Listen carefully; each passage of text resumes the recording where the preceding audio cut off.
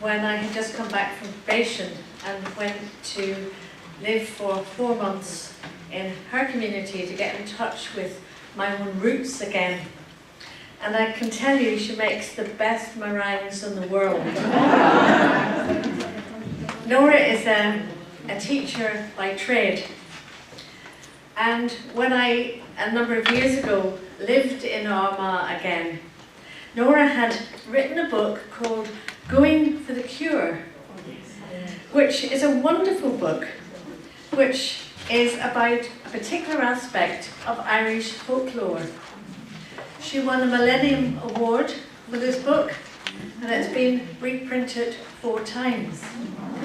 And it has opened for her many cross-community contacts in Northern Ireland, and she gives talks all over the place, as I say, on this particular aspect of Irish folklore. She also studied human development in Montreal, so part of her heart is still in Canada. In conversation with her, when I was living in Armagh, I realised that she also had a great interest in Janet Stewart, and particularly in Janet's connections with Donegal, when she used to visit Donegal as a young woman. So hence the letter to Nora to come and speak today. So it's been a long journey. So it gives me great delight to welcome you, Nora. Thank you.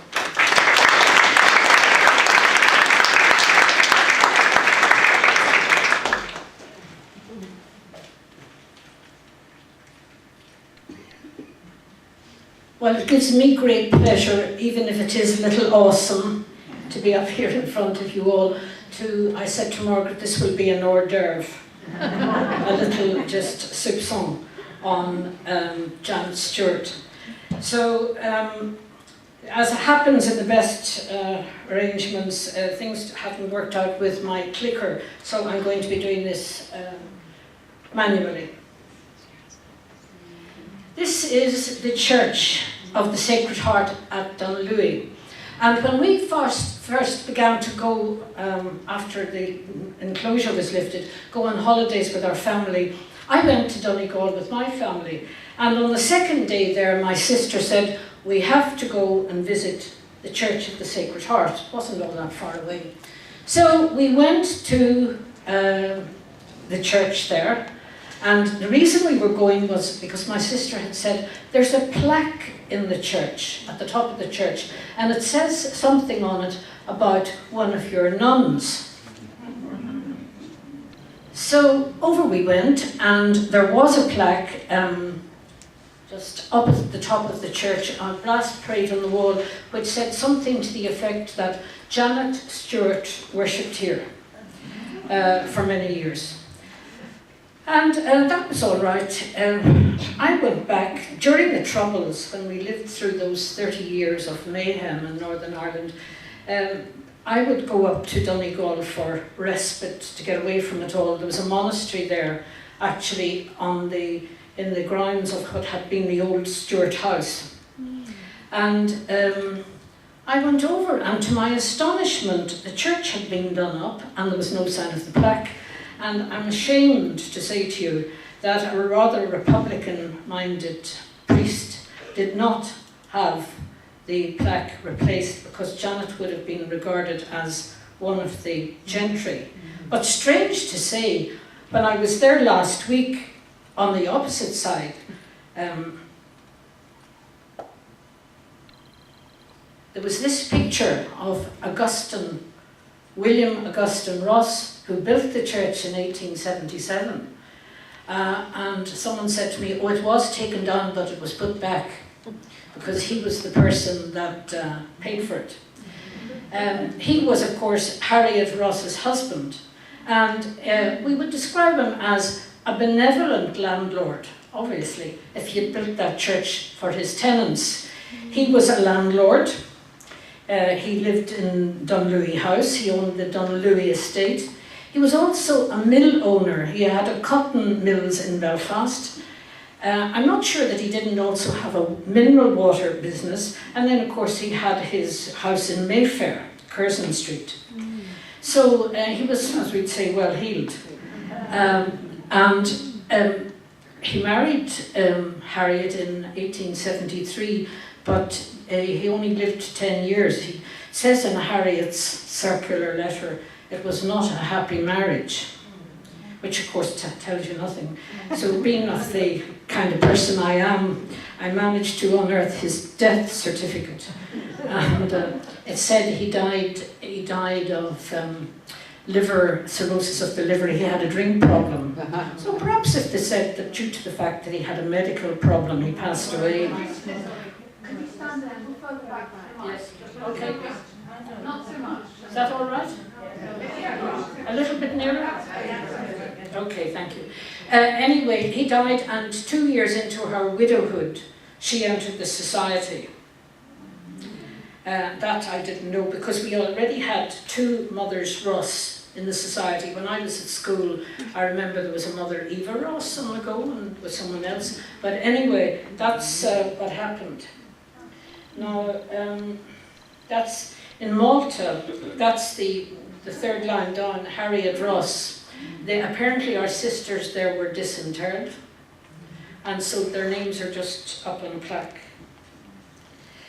It's many years ago, well it seems many years ago, Aideen came in and myself, we were up in this monastery, and we took a tour around the old haunts, and we sought out this lady, Brig Gallagher, and her family had been the sacristans in this church for years, and she remembers her father saying that as a child he sat on Janet Stewart's knee, and we went to visit her. That must have been, I think that must have been about the early 1980s, but as you see, she still had the old-fashioned house, and she was a lovely lady. And when I was in Donegal last week, I was told she'd just passed away 2 years ago, and there are none of her family left.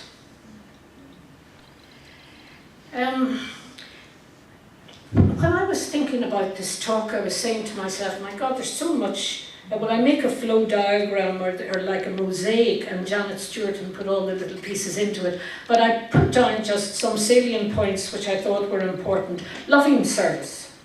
A few years ago, I had the privilege of sitting at the feet of one missionary of Africa every Monday morning, Father Pierre Samson. And he was like St. John. Every Monday he would say the same thing to us. My dear sisters, we are all called to loving service. And then he'd say, Cardinal Lavigerie used to say to the white sisters, work, sisters, work.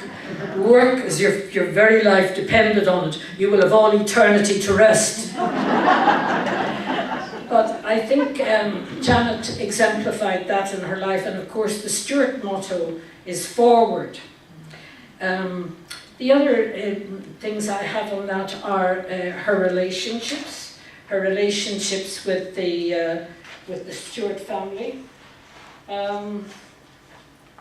her relationship with Mrs. Ross, which I think was very important. Mrs. Ross, Harriet, was half Italian, and I think possibly that aspect of her character made her very, you know how loving the Italians are and they can show their affection. And Janet, I think when Janet was told to go by her dad, that's where she landed up to Mayfair with her trunk and lived with Harriet for 3 years. And then of course they holidayed. They were constantly coming over to Ireland for the hunting, shooting, fishing and the grouse in the autumn. I've down here at the bottom the outdoor pursuits. She was an excellent horsewoman. She was such a dab hand with the fish, catching fish. The fisherman said, she's a grand lady, she's better at fishing than we are. And she could net salmon like nobody's business. And of course, when you see the slides, Dunlewy House, she had a river just going through the grounds. And of course, her whole interest in nature, wildflowers, the seabirds. I was thinking of that beautiful poem, I see his blood upon the rose, and in the stars the glory of his eyes. His body gleams mid eternal snows, his tears fall from the skies. I see his face in every flower, the thunder and the singing of the birds are but his voice, and carven by his power, rocks are his written words. All pathways by his feet are worn, His strong heart stirs the ever-beating seas. His crown of thorns is twined with every thorn. His cross is every tree. So Janet walked the moors. I'm sure she walked Errigal. I'm sure she walked Muckish. She went through the bogland and so on. And that, she said, I sought God everywhere in his creatures.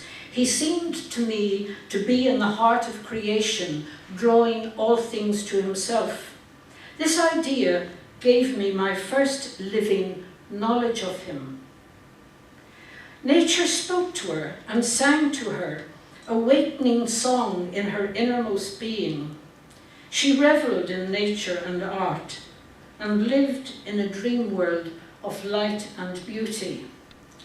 Indeed, I remember at one stage walking around the grounds at Ard singing, Spirit seeking light and beauty, heart that longest for thy rest, soul that asketh understanding, only thus can ye be blessed. The importance of symbols in our lives. She used those eyes that she was gifted with. She saw God in nature, in the trees and the flowers and the birds and so on. And I think the importance, and it doesn't do to explain symbols, but symbols are very, very important. And having studied, I had something here to show you. Maybe it's, oh, see this Peru? Oh, here. This is what's on the screen. And it just looks like an ordinary old stone. But when it's sliced and polished, it's a lump of onyx, you see the beauty within it.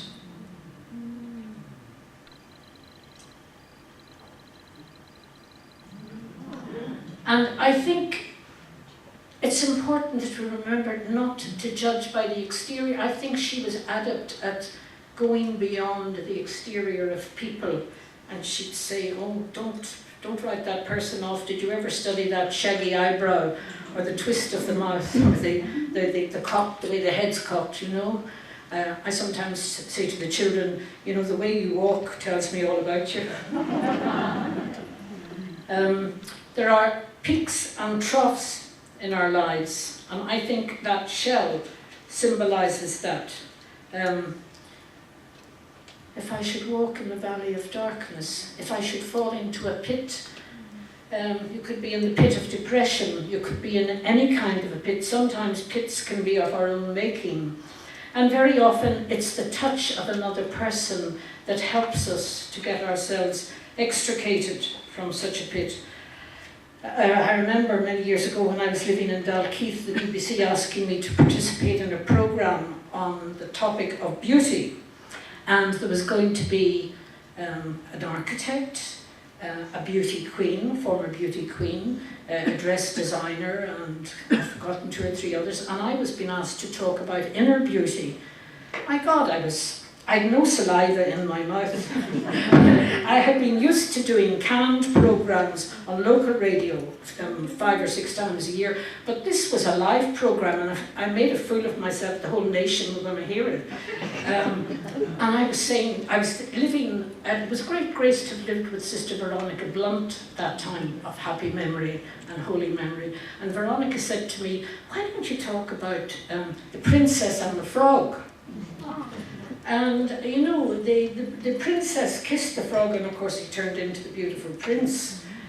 So it's so often as we go on our way through life, it can be wonderful. We experience the touch of another person who can help to bring out the real person that's within us.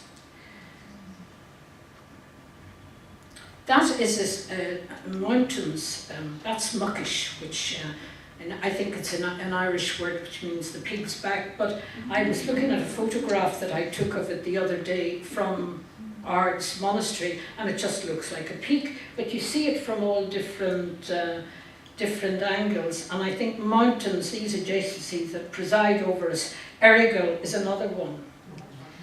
That's a beautiful one of Errigal with reflection and symmetry, and to me it says there's as much below as there is above. don't always go by what's immediately visible to the human eye. So that's Errigal. I'm going to whiz through the next few because you were there yesterday. That's Janet's house. That I thought also is symbolical, because very often in our lives we have barricades or railings, and again it can take the instrumentality. I think I remember giving a talk about that in Advent, you know, the God who opens and no one closes, who closes and no one opens. Some weeks ago, I think it was at the beginning of May, I went over to Tyrone, where Janet's paternal roots, her father's people were born there, and I had the privilege of meeting her great nephew. Margaret spoke about him, I think it was yesterday. Patrick Stewart, he calls himself Patrick Castle Stewart, and his wife Gillian, and they were most hospitable, and he's very proud of his relative. And so I spent an afternoon looking at photographs. They took out numerous photographs out of this box, their family treasures, and then we went around the place looking at some of the other pictures, full-length pictures. Unfortunately, at the height of the Troubles, the castle was bombed, and the IRA on one particular night took all a lot of furniture out and put it on the lawn, and then put a bomb under the staircase. That's a picture of the grandparents. That's the Castle Stewart as it was. Again, as it was. And that's a painting by a well-known Belfast artist, Tom Carr. The remains are former glory. That's the chapel where the family paintings now hang. A rather damp room, I found, but you could spend a long time going around looking at the ancestors. That's the courtyard. I think there are houses for 3 retainers. I don't know what they were doing the night the bombs were going around, but that's another remnant. Of course, the gentry had a habit of putting these birds on the pillars of their houses. I had a Canadian sister from Montreal, and she said to me, "Why is it driving around the countryside you see these birds on the gateposts?" I had to say to her, it's a long story. This was the copy, the chart. I had to put 2 copies of Debrett on it to keep it from rolling up. George, by the grace of God, awarding the ancestors, the lambs in Tyrone. Her dad wrote that book, and I saw a copy of it recently in the Irish Studies Library in Armagh. I was informed it costs 4 figures if you were to buy it. Yeah, that's the family motto, forward. That's Patrick and Gillian and myself in the dining room. That's a picture. Now she says, Gillian said Janet would have sat at that table. It holds 22 people. Very elegant. Then there's the Stewarts up in Ards. This is where I used to go for my retreat, up at Dunfanaghy, or Creeshlaw. And the monks took it over in 1930. But they had a fire. But look at the beautiful, look at the house that the Stewarts built, looking out over Sheephaven Bay. Beautiful. Unfortunately, a fire destroyed it in the 1940s. But the monks have a monastery there, and very open to receiving people. And as I say, many a time during the Troubles, to get away from the mayhem of Armagh, I went there. That's a picture of Lady Ina, the lady of the house at one stage on the grand staircase. Now there was a lady called Lady Isabella, and she was every bit a lady. She did not want to meet the tenants on her way to church, so she had a tunnel built. And her carriage, she would drive to church, and that's part of the tunnel. There you see the edge of the tunnel and the Church of Ireland church just across the road. I was nearly killed trying to take photographs of this last week, and that's coming out of the tunnel. I suppose you could say she had tunnel vision. But there is a beach, there are many beaches on that property, and there is still a beach called Isabella, and there's one called Lucky Shell. It's a property that you could spend ages exploring. That's a picture of the staff, and upstairs, downstairs wasn't in it. They had to be up at 6 o'clock in the morning, and they worked until 9:30 at night. And then they went to church in Pony and Trap, and the rest of the others went in the Rolls Royce. And if they met their parents at church, they were allowed to talk to them for a short time. But they were, I mean, as things went at that era in Donegal, they were well looked after. They had a bed to sleep in, they had a roof over their head, they had food to eat. But we mustn't forget what the Donegal of that era was like. We were emerging from the famine, we were emerging from penal times, the people still kept the faith. Donegal then and now is the most neglected county in Ireland. It's a very romantic place, Donegal. It's Donegal of the Donegal of music, Donegal of the mountains and rivers and lakes and salmon fishing and fairy tales and ghost stories. And I could keep you here all night telling you some ghost stories and fairy tales, but the little people are still spoken about. And of course it's the county I'm interested especially in this, the county of the Holy Wells. It's the county of Columkills, the Doon Well. It's the county of standing stones and Celtic origins going way back into the mists of time. That's another Stuart house, Hornhead. My father David, one of the monks, has written a book, and he says that the Stuarts of Hornhead looked down on the Stuarts of Ards. I don't want to get into family problems, but that's the Stuart, and I couldn't get up any closer to it, but I remember years ago getting into it, and it was like a step back in time. There were trees growing up through the sitting room.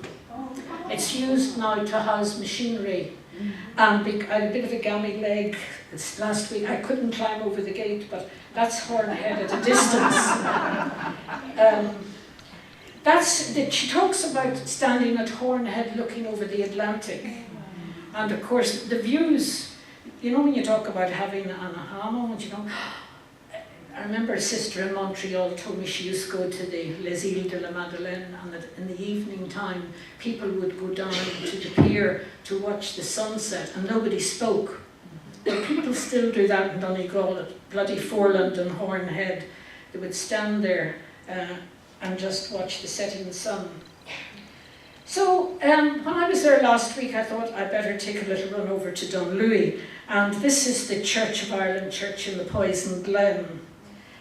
It's a long story about a giant who knocked somebody's eye out. Anyway, when I went into that place, talk about things out of science fiction and that, these birds sort of came, they made the most dreadful noise. I was scared to the core of my being. And I thought, they don't like me coming around here, but anyway, I took the photograph and I flew. That's a view, Errigal presides over everything. That's a view of Dunlewy Gate Lodge, where Janet would have holidayed in the property. That's an old-fashioned picture. I took that one last week, and I had said to the current sacristan of the church, you know, there's a big notice on the gate which says, keep out, not open to the public. And she said, sister, would you really like to get into it? And I said, oh, I'd love to get into it. And she said, well, I'll ask the sacristan, could he come and open it up? So Pat O'Donnell came along on a Sunday afternoon. He opened it up for myself and my friend, and he gave us the grand tour de la maison. And that's the stream. It was dried up because we did on not usual for Donegal, we had a period of good weather. But that's Horn House there. It's about 2 miles in from the main road. It's owned now by the Guinness family, and they also have their dining room, but they don't like visitors coming in. They don't know I was there. That's the servants' staircase, and I'm not joking. It's absolutely sheer. It reminded me of being on board ship. And Michael, or Pat O'Donnell said, oh, my mother worked here, my grandfather worked here. He also went on to say to me that his experience in this house when he's going up the stairs is of a terrible weight coming upon him. and he can't go forward or backwards. And I said to him, Pat, I think you should bring some holy water in with you. So he rang me up the other day and he said, Sister, I've taken your advice and I bring in the holy water.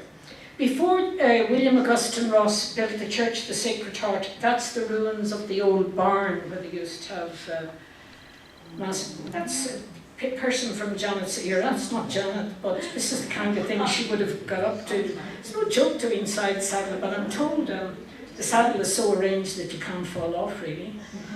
I'm aware of time, so I have to press on. Going home, we came across this bridge. It's called the Bridge of Tears. And it says on it, Fan leis seo aracu, Carja agus lucht na gael, an sé a bhíag imimet han na cugriacha, bhí an seo an slí, an slí scaru, seo é drihid na neor, and that translates into, thus far would come the friends and relatives of those going abroad. This was the parting place. This was the Bridge of Tears. So those walking to Derry to get the boat to go to either Australia, or you had to go to Moville to get the tender to go out. This was the parting place. You walked part of the road with those that were going, and of course in those days they didn't come back. That's a picture of the famine pot outside Dunfanaghy Workhouse. It was considered just the end of the road to have to go to the workhouse. This is Queen Victoria's visit in 1900. She came to Mount Anville twice. She came in 1853 to visit William Dargan, whose house it was, and she came back in 1900. And I'm not sure whether it was the late Mother Davern said to me that in the London Illustrated News of the time, it gave an account, and it said, the Queen was received by the ladies of the Sacred Heart in black garments down to their toes and silken veils. And the Queen at that stage wasn't quite in her dotage, but almost. And she didn't get out of the carriage. She had Princess Beatrice with her. She was handed up a silver salver with afternoon tea, and she answered a few questions, and then away she went. But that was supposed to have been a tactical thing. She visited the Loreto nuns, she visited the Mater Hospital, but Janet Stewart came over specially to Ireland for that.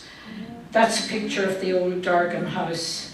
She came also to Armagh, and through the good offices of Moira McCourt, my attention was drawn to the fact that her great friend Father Dano had asked her about opening up a school for postulants, prospective postulants, to be trained so that they could go to other orders as postulants and then go out to the missions.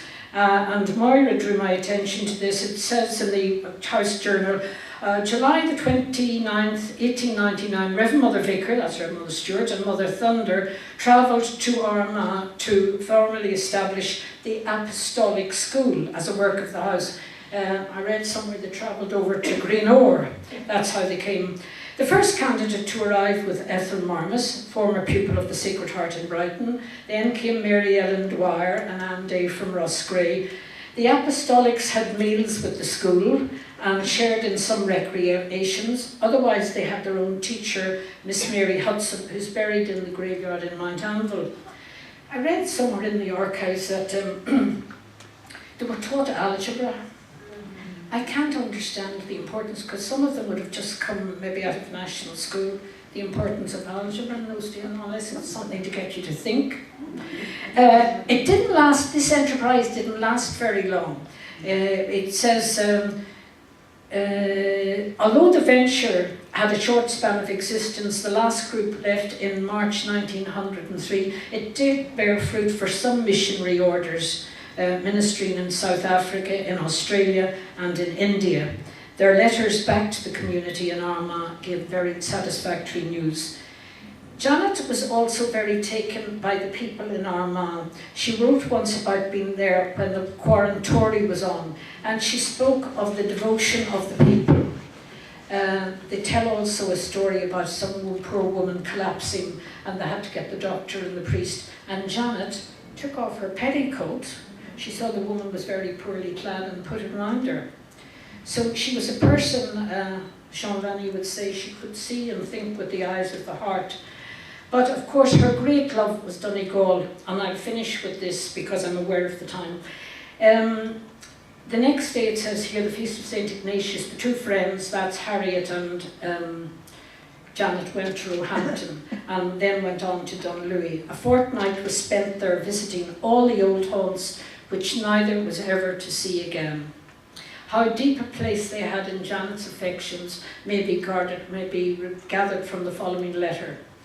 And then the visit to Carrigart, dear and beautiful Donegal. And I think that to think that you saw my Dunlewy, I must have changed inside, I believe. I'm sorry, she says Donegal, it must have changed inside, I believe, but the outside, Errigal, Slieve Snacht, and the Claddy River, that no one can change. And then the little church with the round tower, did you see that? I still think I know every stone of those hills and every sprig of heather.